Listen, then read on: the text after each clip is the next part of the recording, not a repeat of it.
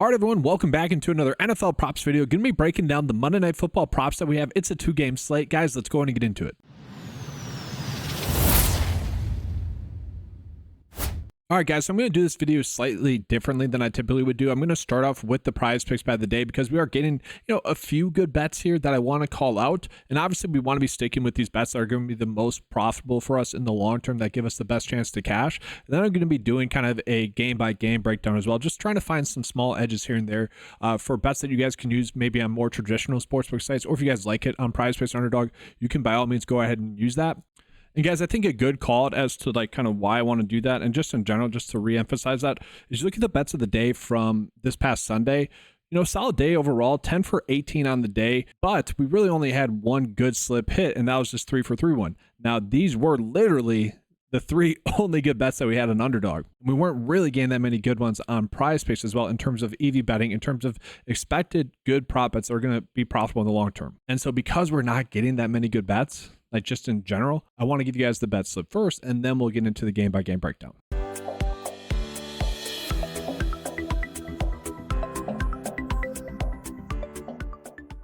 All right, so getting into the bet of the day here. Again, guys, just getting into this first. If there are more bets that are popping in and out of the 9-5 PrizePicks Underdog cheat sheet, by all means, go ahead and use those, guys. We've had a lot of solid prop bets popping in and out for NBA and NFL as well. Take advantage of that. But looking at right now, these are like the three kind of good bets, and they're not even great bets. By all means, like Kirk Cousins is like, if you round up, 54% likely to hit. If you pair that up with Young Hoku, it does kind of reduce the payout a little bit. Then we got Sincere McCormick to get over 63.5 rush and receiving yards. And this is more just when we compare it against some other lines, like we see Underdog. Underdog's line is correct compared to the other sportsbook as well. So we're getting about a 4-yard advantage on PrizePicks. Not huge, but good enough. That is something that could get bumped as well. And so that's also, a slight reason as to why I want to start with those as well, so that the most people that are watching this can take advantage of that right away. Pause it, place that bet, and now let's go ahead and get into the game-by-game breakdown. All right, so let's go ahead and start with the Minnesota Vikings versus the Chicago Bears, guys. This is going to be a game in which could potentially be a blowout. The average line is about 7 points. The Vikings are favored to win in this game, and it's about 44 for the game total. It's not terribly high scoring, not, kind of just an average game. Now, in this game, we really aren't getting too many injuries. We'll have some to talk about in the next game. So it's going to be pretty direct in terms of what we're going to be looking at. And that's the nice part about this game specifically, is that we kind of know what to expect for the most part. That's also why I think we're not getting that many bets that are like insane lines in terms of edges. Now, I do want to start with talking about like Caleb Williams, but also just the interim head coach. So we saw him take over and actually be a very good offensive coordinator. So when they fired their offensive coordinator, the guy who's the current head coach took over the offensive coordinator role, and he really excelled. And those were some of Caleb Williams' best games in there. 26 fantasy points, 30 fantasy points in those games. One of those against Minnesota where he really had a good game. Ended up throwing the ball 47 times, had 300 passing yards. I mean, he just looked good. The playbook was simple as well, quick passes. He was doing some QB draws as well, just looking really good. And then we saw that same coach, after Matt Eberflus got fired, kind of struggle offensively, calling the plays. And I think that's part of the reason as to why you put more onto that coach's plate. And it's just, it makes sense why he could potentially struggle. And so that does worry me about the offense. And so I kind of wish Matt Eberflus was still coaching, because I'd be so much more confident in all these Bears prop bets that I'm about to recommend. So let's get into those prop bets. So first and foremost, I want to start off with a bet on Underdog that we can see here. Caleb Williams to get over his passing yards on Underdog of 215. Okay, this one is about a 50-50 split, via the edge. But we see the average sportsbook line has this closer to 218, and we are seeing PrizePicks is currently pretty high as well at around 219.5 as well. The projection data really likes this over as well. So for me, I'm liking this line a little bit more than maybe the data is telling us, and we are taking advantage of a kind of incorrect line here on Underdog as well. And then that being said, guys, I could see potentially even doing Caleb Williams for over his passing yards as well. If this is a game where they're playing from behind by 7 points, they're going to have to throw the football a lot. And if you look at this Vikings defense, they actually had the most INTs, but that's kind of where it ends. They really are a risk-reward type defense, because they give up the 5th most passing yards at 270 per game, and we did see that game against Minnesota earlier. Caleb Williams had 340 passing yards in that game.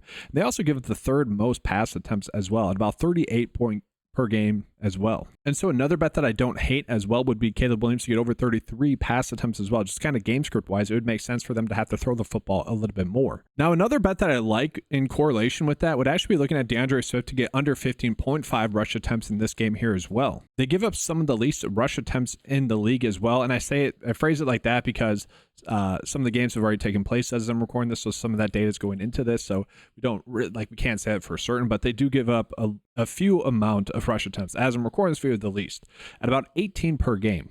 And so Swift has gotten a decent amount of work though, over 70% of the snaps on average over the past 2 games, which is a little bit concerning. But given again the potential game script of this game and maybe betting on Caleb Williams to get over his pass attempts, this is a bet that I would say would correlate with that there as well. On top of that, he's currently questionable as well, which could lead to him potentially being limited in this game as well. We look at the last game against Minnesota, only 13 rush attempts in that game there as well. So a decently good bet, and we have seen his workload kind of cater. He had a decent amount in the middle of the season. Turns out that was just mostly due to some good matchups there for the rush game. So Swift under rush attempts, I think, is also a good bet there.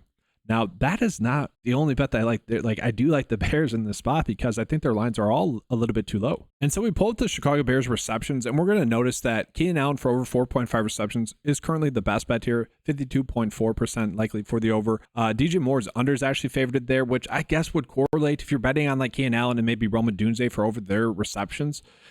More than likely, you would think that one of the 3 then would take a hit. Now, that's not what happened last game against the Minnesota Vikings. Per their current lines, they all got their overs in that last game against the Minnesota Vikings. And that's partially due to them all playing a lot as well. Like Keenan Allen, DJ Moore, I don't want to say we can lock them into getting 90% of the snaps now that this game is lost, or now that this season is for sure lost for the Chicago Bears, like no playoff hopes at all. But you'd still expect them to get the 90% of the snap. Like their workload is not going to get limited, I don't think. Now, Rome Odunze did play 90% of the snaps last week as well. His is the one that fluctuates the most in terms of snaps, and that's also why we see his targets and receptions go down as well, which is why his line's the lowest. Like I'm going to pull up their game logs here on DraftKings right now. You'll see DJ Moore, he has consistently been able to get over 5.5 receptions, guys. And again, in this matchup where he's going against the Minnesota Vikings that give up the most receptions to opposing receivers, 14.8 per game and about 5 per game if you divide it by 3. Obviously dividing it by 3 because DJ Moore, Keenan Allen, and Rome Odunze are all going to be playing a lot of snaps, and they're all pretty heavily involved in this game. And so I really don't mind their over receiving yards as well. They're all pretty solid there. Then we look at Keenan Allen here as well, guys. Like he got his over pretty easily against the Vikings there as well. 9 receptions, 15 targets in that game. And again, against San Francisco, still 5 targets. Like that's solid. So I don't mind the over 4.5 receptions in a much easier matchup. He got it against Detroit, a somewhat similar matchup. Then Rome Odunze as well. Like targets have consistently been there for him. And so I kind of like betting on him a little bit more. It seems like him and Caleb Williams to me like have a little bit more of a rapport. But really, I don't. I kind of like the idea of just stacking this game based off of how Vegas sees it going. They see the Chicago Bears having to play from behind by at least a touchdown, 7 points. And so if they're doing that, they're going to have to throw the football a little bit more. The only issue with that is if you use that on PrizePicks or Underdog, they are drastically reducing the payout. And that's the tough part. I would be happy to just like blindly bet all those overs and then Swift under rush attempts, but they're drastically reducing those payouts because they are so likely to hit, or because it increases the likelihood of them to hit. Now, another bet that I like here, we're switching into the Vikings, is going to be looking at TJ Hawkinson to get over 3.5 receptions. On PrizePicks, you would have to bet it at 4. On Underdog, you would have to bet it at 3.5. This is a bet that I recommended earlier on in the week because I felt like it was just such a great bet, and it's nice to see that this was a good value-based bet that we had since it's been bumped on PrizePicks. But still, I like this bet a decent amount. So we pull up kind of his last 5 games here on PrizePicks. We're going to notice that game against Chicago had 7 receptions in that game.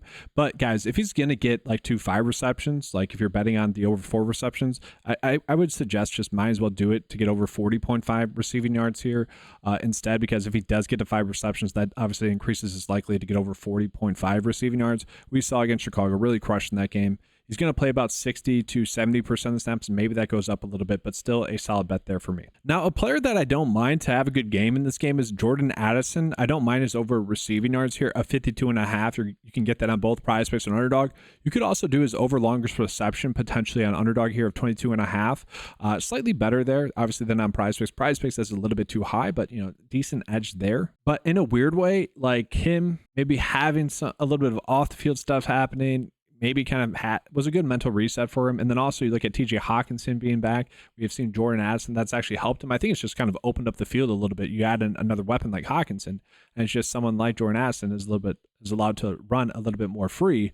And you see that game against Chicago absolutely went off against Atlanta as well. He's just been crushing lately, and he's looked good. It's not really fluky production. Sam Darnold continues to play well as well, so I don't mind that. Now the issue is if we're doing that, we are going to have to bet on Justin Jefferson to get under, probably under his whatever receptions, receiving yards, maybe anytime touchdown, which is a bet that's popping up as a decent bet. Like, guys, this is a bet that has a 53.4% likely to hit Justin Jefferson to not score a touchdown.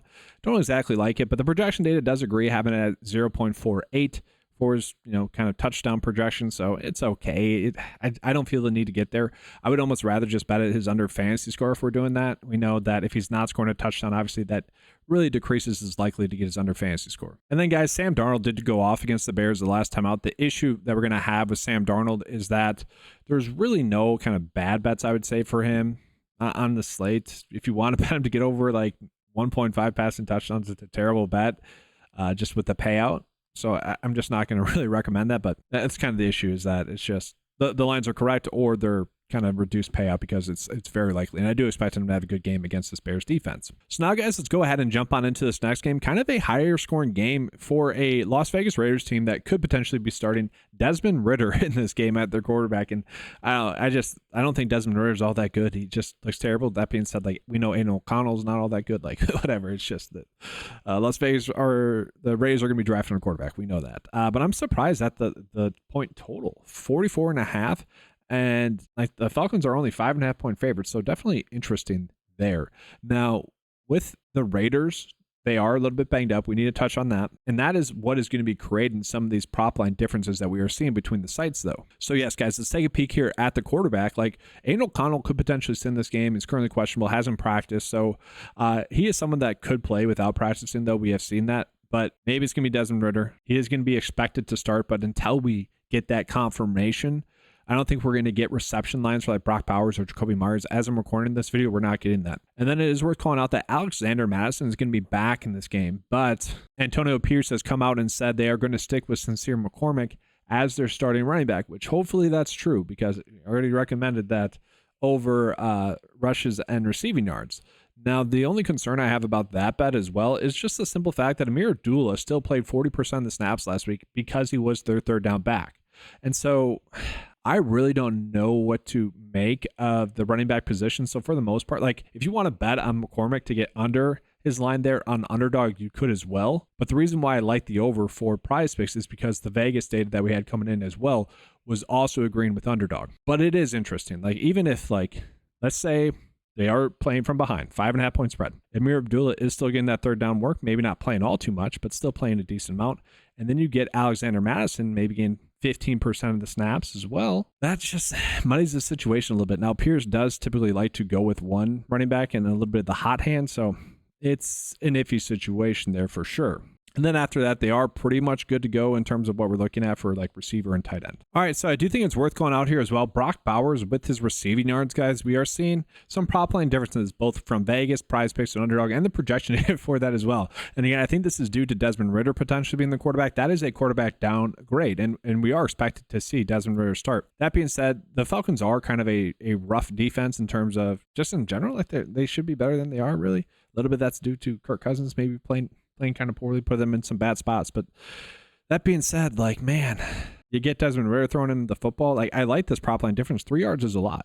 I'm indifferent, but I did want to call that out to you guys. If you guys want to bet on Brock Bowers over, obviously do that on PrizePicks. If you want to bet the under, obviously do that on Underdog. I'm kind of indifferent about that. I kind of like betting on Jacoby Myers better, whether it be over 9.5 for his receiving yards in the first quarter. I actually like that a little bit more, because you look at his receiving yards line right now, it's at 60.5, and he's obviously been able to consistently get this over, so I don't mind that. And they are currently giving us a fantasy score line for him, so let's take a peek at this. So his fantasy score line is at 13.5, and if he gets 60 receiving yards, his receiving targets on Underdog is set at 8.5. So let's just say he gets 6 receptions, which I would assume that's it, 5.5 receptions. I'm going to assume he gets 6. He's already at 12, so it's not really factoring in a touchdown too much. He's not probably going to score a touchdown, really hasn't scored a touchdown, but you would also argue that he's due for a touchdown there as well, being their second best, maybe best passing weapon. I know people love Brock Bowers, maybe even Keel. It's a different position, but like it's crazy that he hasn't scored a touchdown lately. So that could be part of it there as well. But again, Desmond Ridder, don't like it. And so I'm not getting too many of the Raiders, even though we know Myers is going to play 90% of the snaps, going to get targeted heavily. Like I like him as a bet. I just maybe just over his receiving yards is the way I would go. All right, and then we kind of just get back into the best bets here. We're jumping into Atlanta. Kirk Cousins for over his 21.5 pass completions. I'm fine with that. And then Younghoe Koo over field goals made. Those two could correlate. Like maybe drives are extended, but they're not scoring, leading to more field goals. Like that could work out. Like I think if he does get his over pass completions, that does increase the likelihood for Younghoe Koo to get over 1.5 field goals made. But the issue is if you include those two together, the payout is decently reduced. So don't love that aspect of it. Then guys, I want to show you guys underdog here as well, because if you guys want to go with like Caleb Williams for over his first quarter passing yards, you could. I would just, this is going into Bears, but I want to get into Ray McCloud. I don't know if I suggest that because they like a lot of his production has come in garbage time. I'd rather just do a live bet on the Bears, like be on the lookout for a good live bet on them in the second half. But Ray McCloud. So he has went off the last two games in terms of targets, in terms of receptions. But if we look at kind of the fantasy points that he scored in those games, 12 and 11.3, and like probably his peak games, his best, most likely outcome without scoring a touchdown. And he's not going to be a player that's going to be likely to score a touchdown. I do find it crazy, though, that a guy that has been playing consistently 90% of the snaps, that we're still getting his reception line at 3.5. Now, the issue that we have here is it's kind of like the Bears. Like, we are probably picking two of the three to get their over receptions, not all of the three. But I kind of like all of the three for over their receptions because the lines are so low. Another part of that equation, though, is that this should probably just be a run-heavy game for the Atlanta Falcons because they are playing the Raiders with Desmond Ridder as the quarterback, so they might not have to throw the football as much. That's another concern there. And so guys, like Drake London to get over his reception line here of 5.5, I don't mind. You look at last game against Minnesota, you would have argued he probably should have got that over there as well. Against the Chargers was able to get the over. Denver, tougher matchup, wasn't able to get the over. Targets have been there. The playing time has been there for him as well.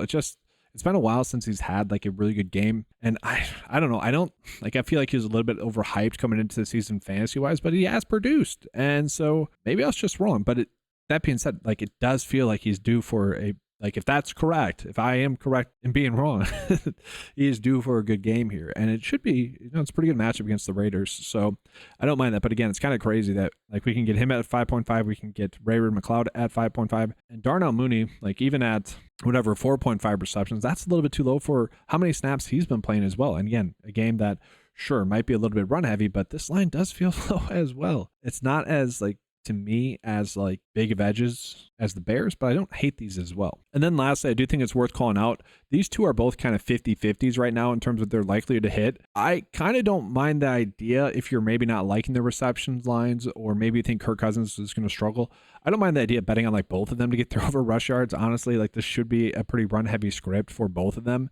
And Tyler Algier is not a bad running back. We saw him get a decent amount of work last game. That could happen again. And so I kind of don't mind the idea of betting on both of those. And so guys, that concludes kind of my breakdown portion. I'm going to give you guys my favorite bets for this slate. Again, I do want to call it that just be making sure to check, if you guys are a 9-to-5 member, make sure to be checking out the cheat sheets before you place these bets, because the board's going to be updating throughout the day. We might get some slightly better bets than the ones I already recommended on the bet of the day. Just be checking that out.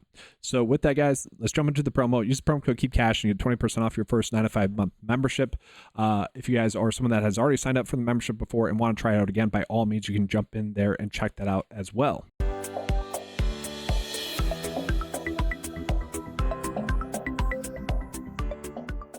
All right, guys, so just kind of recapping some of my favorite bets here. I would argue like my pure favorite bet would just be TJ Hawkinson over 3.5 receptions. I decently like that one. Like that would be kind of my favorite one. If there's another if there's the EV bet that pops up in throughout the night, I'd be wanting to bet that one.